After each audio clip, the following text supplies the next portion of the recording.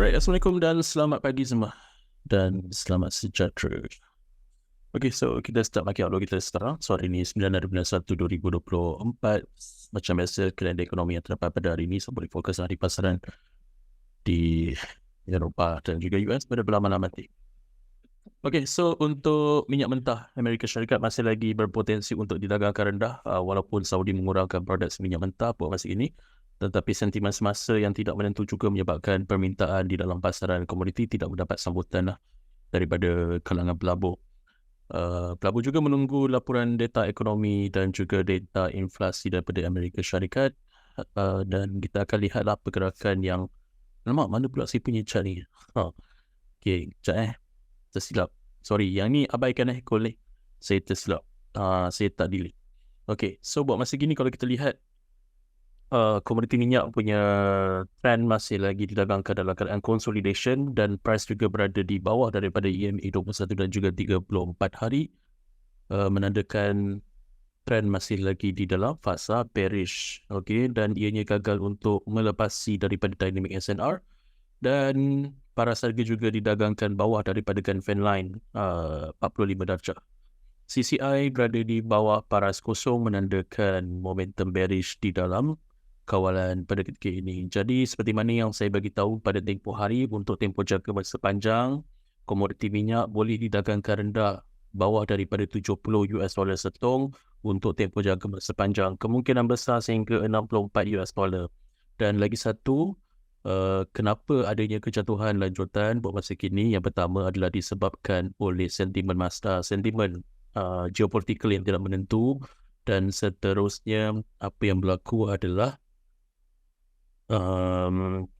kalau kita lihat daripada sudut trend tempoh jangka masa panjang, ianya lebih kepada arah bearish, dan ini memberi satu indikasi pertama kadar inflasi juga akan menurun. Okay, so kalau you nak tahu, you boleh kaitkan pasaran komoditi ini dengan kadar inflasi juga. So in a long term run, I do believe that inflation rate will be decreased, and oil also acts as a leading indicator for orang panggil inflations. Okay. Now, USD JPY. So USD JPY didagangkan rendah disebabkan oleh dua faktor utama.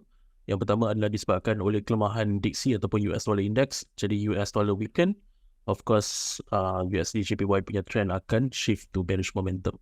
Okay, dan kedua adalah disebabkan oleh data inflasi Jepun yang rendah menyebabkan yen mengukuh kuat dan memperkuatkan harapan BOJ ataupun Bank of Japan lebih kepada arah hawkish untuk keluar daripada dasar negatif, ataupun mereka akan keluarlah daripada negative interest rate punya teritori, dan kemungkinan besar akan menyebabkan yen didagangkan secara mengukuh kuat berbanding daripada mata wang yang lain.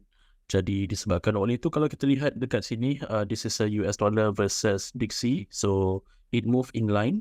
Okay, so kalau kita nak trade apa-apa pair sekalipun yang ada kena-mengena dengan 6 basket of currencies against US dollar, you boleh refer kepada DXY ataupun US dollar index. It will move in line. Okay, so most of the time it will move in line lah. Okay, so that's why I rely heavily on intermarket analysis kalau kita nak trade USD JPY, GBP USD, apa lagi, USD CAD, USD CHF, USD Swedish Krona.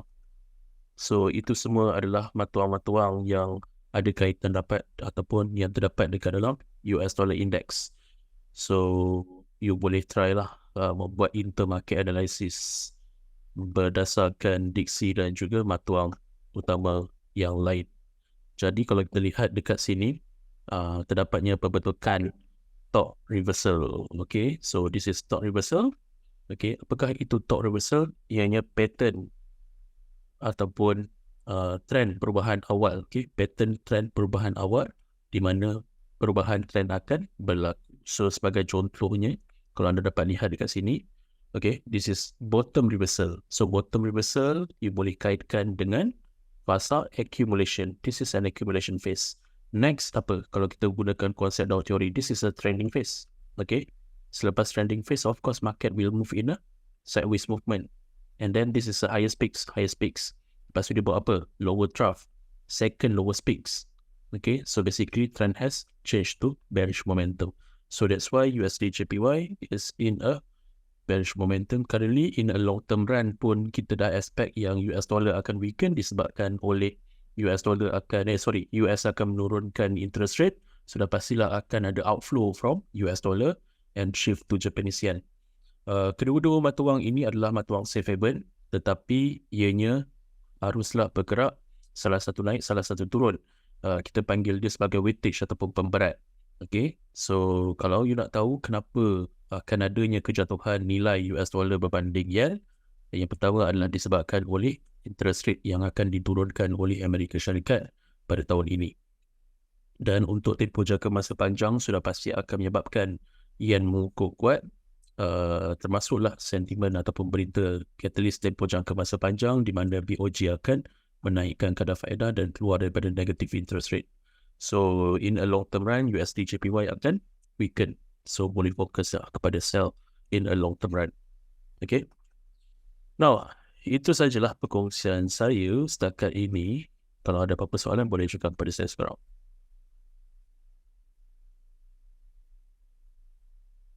So semalam siapa ada masuk gold? Pagi semalam kita buat market outlook dan kita dah bagi tahu dah movement gold. Okay. So sama juga dengan AUD USD, it move in line together because AUD adalah orang panggil mata wang komoditi yang ada kaitan rapat dengan pasaran komoditi emas. Kalau pair GBP JPY, apa intermarket dia? Okay, so first, Abu Garcia. Yang pertama, you kena tahu, pound adalah mata wang apa? Yen adalah mata wang apa? Pound adalah mata wang berisiko tinggi. Yen adalah mata wang safe haven. Jadi kita kena tahu pula apa kriteria dia, apa kaitan rapat dia dengan instrumen yang lain. Sebagai contohnya, yen amat sensitif dengan kenaikan ataupun penurunan kadar faedah.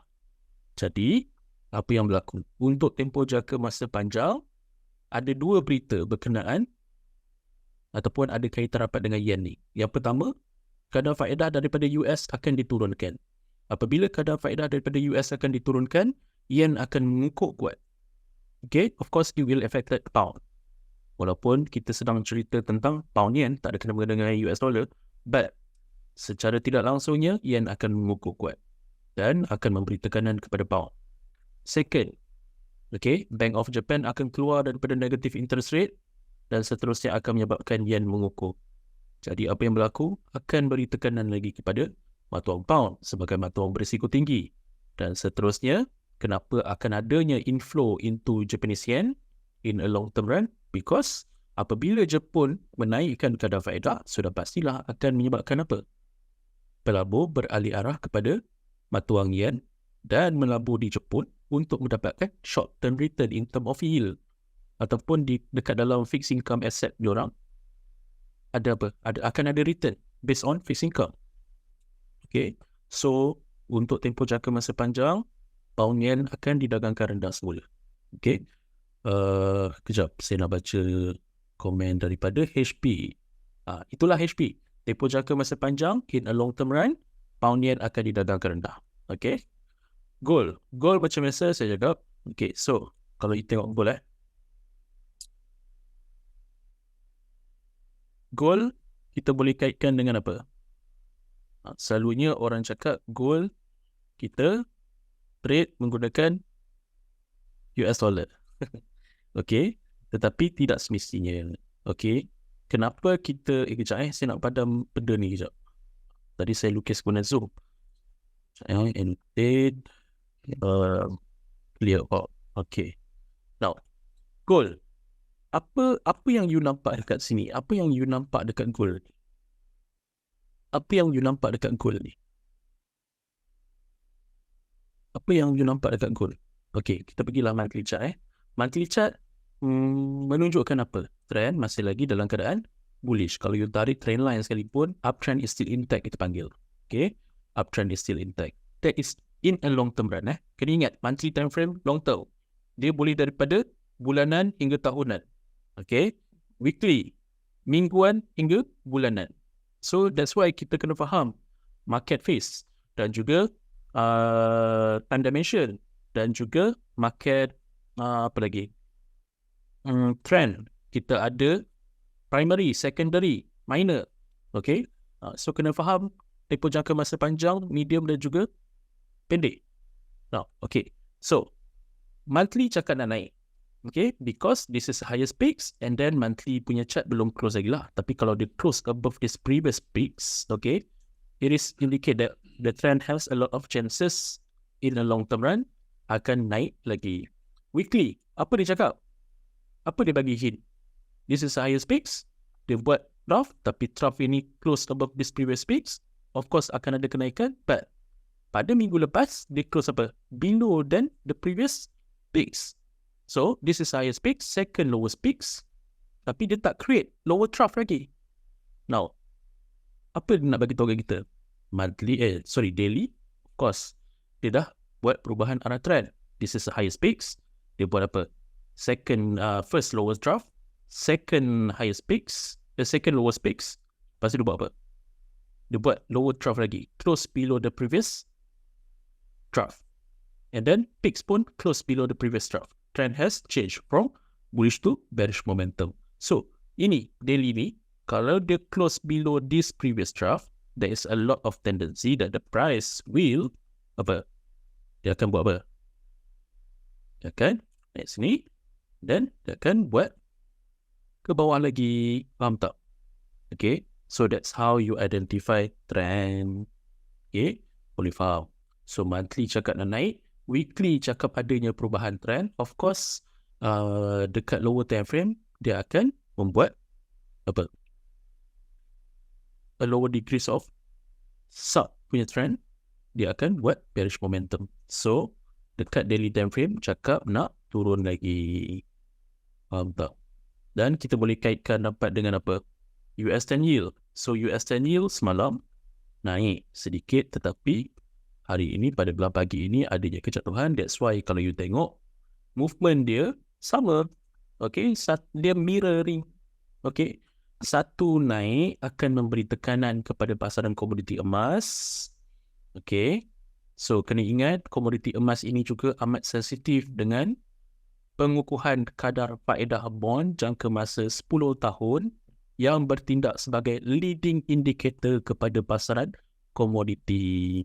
Okay, so kalau kita nak trade komoditi emas, kita kena buat intermarket analysis. Di mana kalau kita lihat dekat sini, warna orange ni kadar faedah. Kalau kita tengok on the left, to the left ni, kadar faedah bond jangka masa 10 tahun didagangkan semula.